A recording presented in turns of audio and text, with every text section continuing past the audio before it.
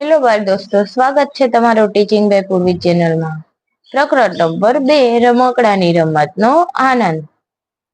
હવે જો આપણને કેટલાક આકારો આપેલા છે. 3D આકારો, 3D ડાયમેન્શન વાળા આ ત્રિપરિમાણીય આકારો આપેલા છે. એની અંદર કેટલાક બાજુઓ હોય, કેટલી કિનારીઓ હોય અને કેટલા ખૂણાઓ હોય એ આપણે સમજશું.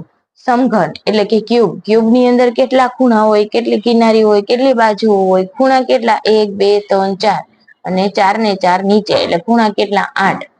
પછી આવી કિનારીઓ એટલે કે ધારની સંખ્યા કેટલી આવેલી હોય 1 2 3 4 આવી કેટલી બાજુઓ આવેલી છે એને 1 2 અને 3 4 તેરી ને 12 એટલે આવી 12 કિનારી થતી હશે 1 2 3 4 4 અહીંયા 4 નીચે એટલે 8 અને 4 ફરતી એટલે કેટલી થઈ 12.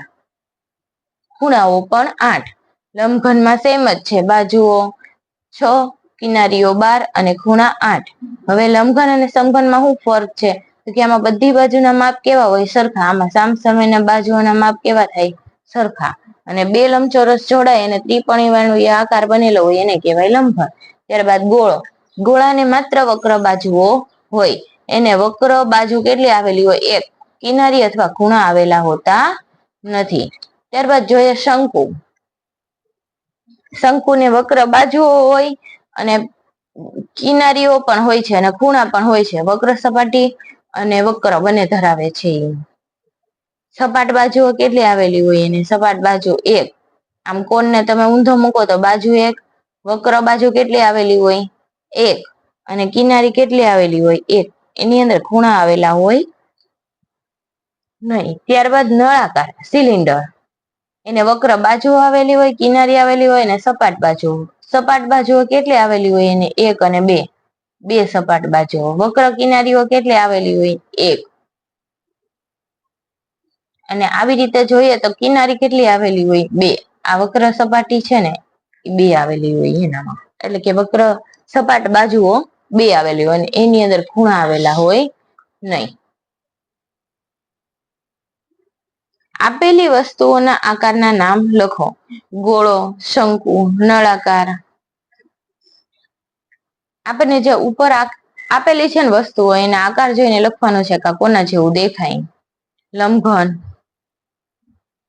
સમઘન, લંબઘન, નળાકાર, ગોળો, શંકુ, લંબઘન અને શંકુ. ત્યારબાદ સમઘન, લંબઘન, ગોળો અને નળાકાર. આપણે આકારના નામ લખી દીધા છે.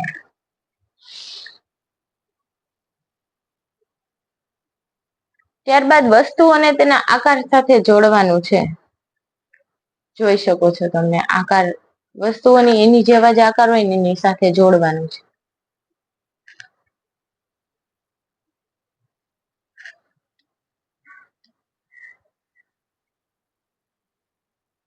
ગોળો તો એમને ગોળા સાથે અને બોલ આવી રીતે આકાર સમાન થતા હોય એવી રીતે જોડવાનું છે.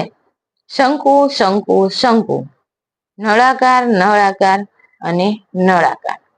ત્યારબાદ ઇરેઝર કેવું છે લંબઘન, લંબઘન અને બોક્સ લંબઘન. તો આપણે બ પછી પાંચમું અને ક આવી રીતે જોડી શકીએ. પછી કોને કોની સાથે જોડવાનું છે ચોથા સાથે અને પછી બ સાથે. ડ ને ત્રીજા સાથે અને પછી અ સાથે. ઈ ને 1 સાથે અને પછી ડ સાથે.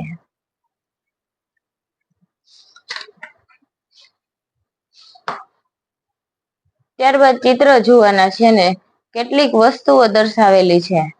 લખોટી, રૂબી, ઘોરન, food box, can, birthday cap, block, પાસો, રેડકોન, પૃથ્વીનો ગોળો, chalk, cell, gift box, suitcase અને સફરજન. હવે એના ઉપરથી આપણે જવાબ દેવાના છે. કિનારી ના હોય તો વર્તુળને કિનારી એટલે કે ગોળાને કિનારી હોય નહીં. લખોટી, પૃથ્વીનો ગોળો અને સફરજન. જોતા ઉપરની વસ્તુમાં એટલી વસ્તુ દેખાય છે. ગોળ કેટલી વસ્તુ દેખાય છે લખોટી, પૃથ્વીનો ગોળો અને સફરજન. આટલી વસ્તુ ગોળની અંદર આવે એને એના આકારનું નામ પણ લખવાનું છે.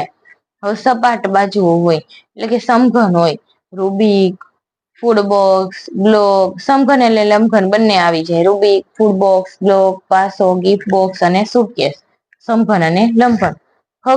ફક્ત વક્ર બાજુઓ હોય, લખોટી, પૃથ્વીનો ગોળો, સફરજન, ગોળ. વક્ર બાજુ હોય એ કેવો આકાર કહેવાય? ગોળ. પછી સપાટ અને વક્ર બંને બાજુ હોય તો શંકુ અને નળાકાર. ફક્ત વક્ર કિનારીઓ હોય, શંકુ અને નળાકાર. હવે એના આકારના નામ લખી દેવાના.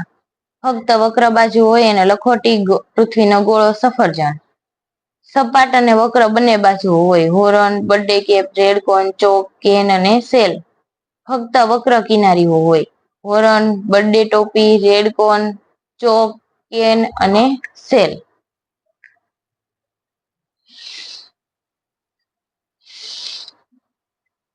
જોયું ને મિત્ર?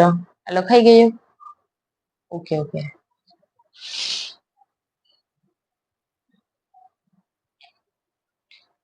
ત્યારબાદ આકારોની સંખ્યા ગણવાની છે અને લખવાની છે. જુઓ, ગોળો 1, શંકુ 1, 2, સમઘન 1, 2, 3, 4, 5, 6, લંબઘન 1, 2, 3, 4. ત્યારબાદ શંકુ 1, 2, 3, 4, ગોળો 1, નળાકાર 1 અને 2, લંબઘન 1 અને 2, સમઘન 1, 2, 3, 4, 5 અને 6. આટલા સમઘન આપેલા છે. ત્યારબાદ જોઈએ ત્રીજું. એનો આકાર કેવો છે તો કે આવો. જુઓ તો લંબઘન કેટલા આપેલા છે? લંબઘનની સંખ્યા 1, 2, 3, 4, 5, 6, 7. 7. શંકુ 1. સમઘન 1, 2, 3, 4, 5, 6, 7, 8. કેટલા સમઘન આપેલા છે? 8. ગોળો 1, નળાકાર 1 અને 2. નળાકાર કેટલા આપેલા છે? 2.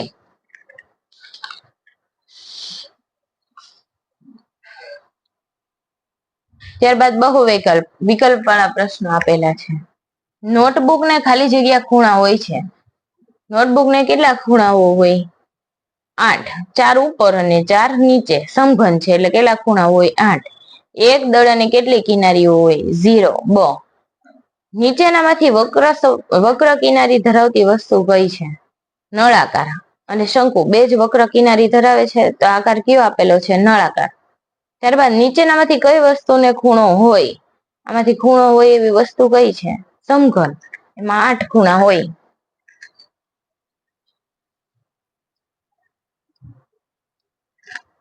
ત્યારબાદ જો ઉપર આકાર આપેલા છે. ચાલો ગ્રુપ કાર્ય કરીએ. ઉપરનો આકાર આપેલો છે ને એને જોઈને નીચેની આકાર છે ને એની માથે ગોળ કરવાનું છે. શંકુ તો શંકુ ઉપર ગોળ. સમઘન તો સમઘન ઉપર ગોળ. નળાકાર વસ્તુ ઉપર ગોળ. આ પણ નળાકાર જ છે. નળાકાર વસ્તુ ઉપર ગોળ. ત્યારબાદ ગોળા, એમની ઉપર ગોળ. વિડીયોને નિહાળવા બદલ તમારો ખૂબ ખૂબ આભાર. થેન્ક યુ બાળ દોસ્તો. તમને માહિતી એકદમ ઈઝીલી સમજાઈ ગઈ હોય, તમારા દાખલા તથા આકારોની વિશેની સમજ છે તમને એકદમ ઈઝી સમજાઈ ગઈ હોય તો તમારા સહપાઠીને આ વિડીયો શેર કરો. થેન્ક યુ બાળ દોસ્તો. વિડીયો જોયો હોય તો લાઈક કરવાનું ભૂલશો નહીં અને કોમેન્ટ જરૂરથી કરજો.